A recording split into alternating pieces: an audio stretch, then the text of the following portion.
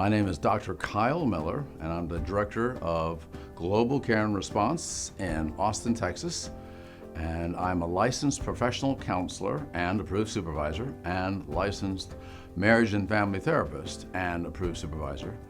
And this is my 36th year of counseling, but in the past 10 years, I've been very excited to be able to provide more and more trauma counseling for sex trafficking survivors.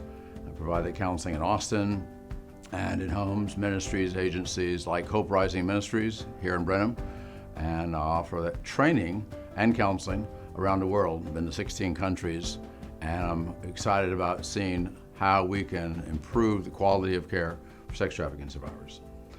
These days, I'm counseling several dozen sex trafficking survivors, about 2/3 adult women, young women, and 1/3 minors. And I can say that from my work with them, especially with the minors, one of the most overwhelming things that happens is that when they are in a situation which is horrible, being sex trafficked, being abused, exploited, that's very severe, it's often long-term, and the trauma is great. But then on top of that, then suddenly they're taken out of that situation, law enforcement comes in, and they go from being traumatized by all the horrors of sex trafficking, and then they're thrown into a completely different system. They find that very overwhelming, and one of the first things they do is that they just shut down. They shut down, they don't want to talk, they don't want to open up. Last thing they want to do is to share what's happened to them, the thoughts, feelings, and even though law enforcement, medical personnel, mental health personnel want to help them, want them to think that they're safe now and they can talk, that's the last thing in the world that they want to do. Because this is a trauma, sex trafficking is so severe, so complex, long-term, often the abuse and trafficking and exploitation has taken up a lot of the girl's life. Oftentimes a lot of her childhood, early childhood, adolescence. And so then the shock of being taken out of that situation and having law enforcement around, medical people around, is just overwhelming to them. And typically what's happened so far in Texas is that we've tried a bunch of different kind of models to help assess these kids, but oftentimes it's been not only not trauma-informed, not survivor-informed, it's actually been counterproductive. And then we have a bad assessment, we don't know what's going on, there's been no relationship built with these survivors, and then they are therefore not assessed well, and therefore not placed well, and therefore they don't actually stay the place they go, either to a facility or to a foster home, because we don't really know what's going on with them because our assessment process has been so poor. Often what happens then is that if we don't have a good assessment for the survivor, then she's often placed into a foster home with wonderful foster parents, some of those foster kids.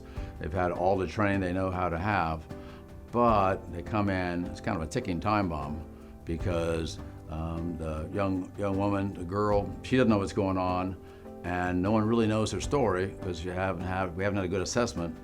And then not only does it eventually explode, then she might want to explode, rebel, not just might go violent, people worried about kids being violent, but the greatest danger is just runners. They just want to run away, or they sow dissension and start talking, and then not only might have one girl come into a home that has 3 girls, but that girl might run away, but not after she's convinced, not only until she's convinced that 3 other girls run away.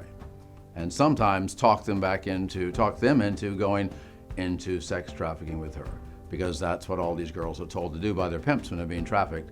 Don't come back empty-handed is the phrase, and you better bring somebody with you. And because there's lost income when they're gone. So some of them are trying to recruit girls to go back into trafficking. I'm very excited about us building this emergency assessment facility, because this is going to be a real game changer. I work with lots of agencies and homes and ministries, state, private, nonprofit, religious, around Texas, and there's nothing like this at all. And so this is going to be fantastic, not only for the residents coming through to get them an assessment and get them a fantastic placement, but it's going to be a game changer for our whole field, because we can learn how to make this work, and it can be a pattern, a model around Texas and around the country. I'm also excited that we're going to be doing this as Hope Rising Ministries, because I love coming here from Austin and providing trauma counseling for the residents. The girls here, teenage girls that are in foster homes, they're great to work with. I'm seeing a lot of change in their life and healing. And also, I love working with the staff. The staff's very professional, they know what they're doing. They're great team players, they're open to my input, they give me input, and I'm really having a lot of fun, not only in individual counseling, but I've actually had some family counseling with foster moms and dads and several of the residents. So I think Hope Rising Ministries is going to be particularly well suited to build and staff and run this Emergencies Assessment Center. It's going to be a game changer.